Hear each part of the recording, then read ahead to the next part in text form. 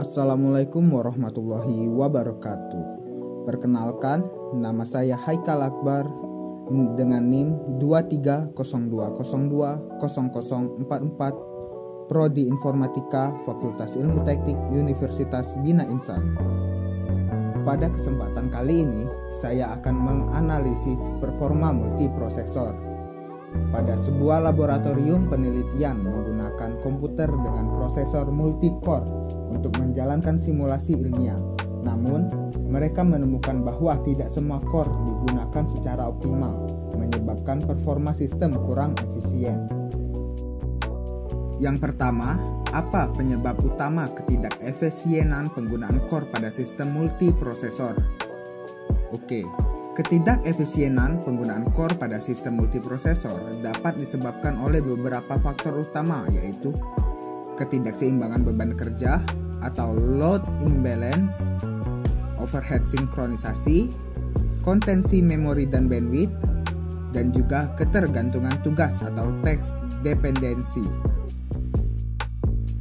Dan cara mengurangi ketidakefisienan tersebut dengan solusi menggunakan algoritma paralel yang baik dan scalable, memastikan beban kerja dibagi merata di antara core, meminimalkan overhead, sinkronisasi dan kontensi memori, dan yang terakhir mengoptimalkan perangkat lunak untuk memanfaatkan arsitektur sistem multiprosesor dengan baik. Dan yang kedua adalah jelaskan peran task scheduling dalam memaksimalkan penggunaan semua core. Perlu kita ketahui terlebih dahulu, task scheduling adalah proses penjadwalan tugas-tugas untuk dieksekusi pada core-core yang tersedia dalam sistem multiprosesor. Peran task scheduling sangat penting untuk memaksimalkan penggunaan core, karena memastikan distribusi beban kerja secara efisien dan menghindari bottleneck. Berikut adalah penjelasan peran dan pentingnya task scheduling. Yang pertama, distribusi beban kerja yang merata. Scheduler bertanggung jawab untuk membagi tugas-tugas secara merata di antara semua core. Dengan distribusi yang merata, setiap core dapat bekerja secara paralel tanpa ada core yang menganggur atau terlalu banyak dibebani. Contohnya, pembagian tugas secara dynamic scheduling, di mana tugas yang belum selesai terus dialokasikan ke core-core yang menganggur. Yang kedua, meminimalkan idle time. Task scheduling berusaha memastikan bahwa semua core selalu aktif selama proses berjalan, mengurangi waktu ketika core tidak bekerja. Penjadwalan yang buruk dapat menyebabkan beberapa core menunggu karena dependensi atau beban kerja tidak merata. Lalu yang ketiga, mengurangi overhead sinkronisasi. Scheduler yang baik akan mempertimbangkan dependensi antar tugas dan urutan eksekusinya untuk meminimalkan kebutuhan sinkronisasi antar core. Hal ini mengurangi waktu tunggu akibat locking, barriers, atau komunikasi data antar core. Dan yang keempat, dengan karakteristik core, dalam sistem heterogen, misalnya big, little arsitektur pada proses ARM, core memiliki kemampuan yang berbeda. Scheduler harus menempatkan tugas-tugas berat pada core yang lebih kuat dan tugas ringan pada core yang lebih hemat daya.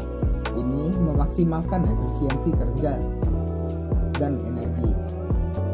Lalu, yang kelima yang terakhir, memperhatikan kontensi sumber daya. Scheduler mengelola tugas untuk mengurangi kontensi pada sumber daya yang bersama, seperti memori utama atau cache.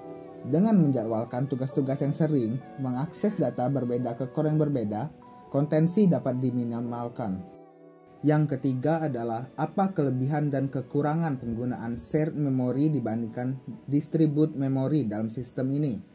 Oke, penggunaan shared dan distribute memory dalam sistem multiprosesor memiliki kelebihan dan kekurangan yang perlu dipertimbangkan berdasarkan kebutuhan aplikasi, efisiensi, dan arsitektur perangkat keras. Yang pertama-tama kita akan menganalisis kelebihan dan kekurangan shared memory. Kelebihan shared memory adalah kemudahan pemrograman, komunikasi yang cepat, efisiensi pengolahan data, dan sinkronisasi yang sederhana. Pada kemudahan pemrograman, akses memori yang sama oleh semua prosesor memungkinkan pengembangan program menjadi lebih sederhana. Tidak perlu mekanisme eksplisit untuk mengirim atau menerima data karena data dapat dibaca atau ditulis langsung ke memori bersama. Dan pada komunikasi cepat, karena semua prosesor berbagi memori, tidak ada overhead tambahan untuk mekanisme komunikasi seperti pada distribut memori. Komunikasi antar core menjadi lebih cepat karena tidak memerlukan transfer data melalui jaringan.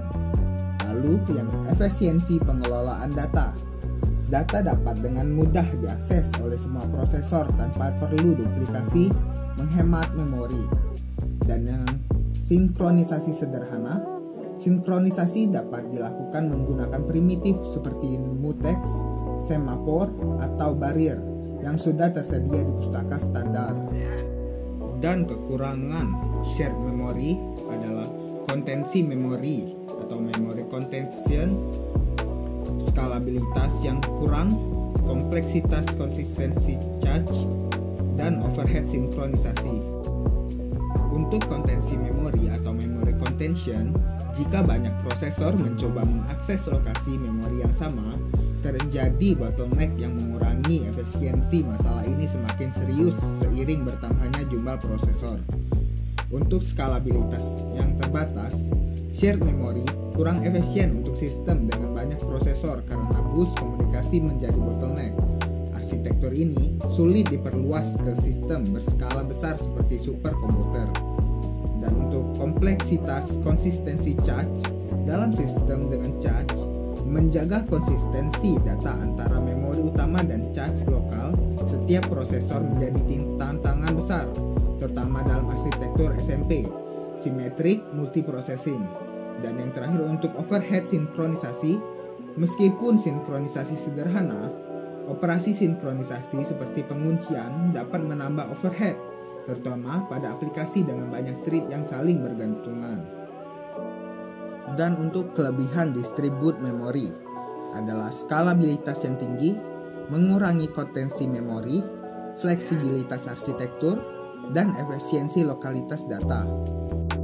Untuk skalabilitas tinggi, setiap prosesor memiliki memori lokalnya sendiri, memungkinkan sistem diperluas hingga ratusan atau ribuan prosesor tanpa masalah bottleneck pada bus memori.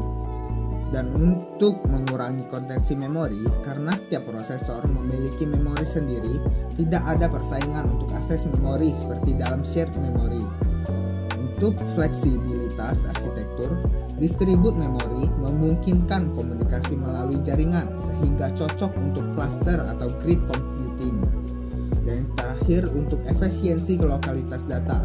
Data yang sering digunakan dapat disimpan secara lokal, mengurangi latensi akses memori. Dan untuk kekurangan distribut memori itu sendiri, terdapat kompleksitas pemrograman, overhead komunikasi, replikasi data, dan sinkronisasi lebih sulit. Untuk kompleksitas pemrograman harus secara eksplisit mengelola komunikasi antar prosesor, seperti menggunakan message passing, contohnya MPI. Hal ini menambah kerumitan pengembangan program.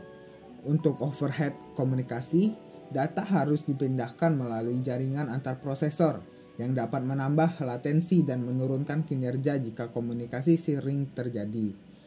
Dan untuk replikasi data, jika beberapa prosesor memerlukan data yang sama, data tersebut harus direplikasi di memori lokal yang meningkatkan penggunaan memori secara keseluruhan. Dan terakhir untuk sinkronisasi lebih sulit.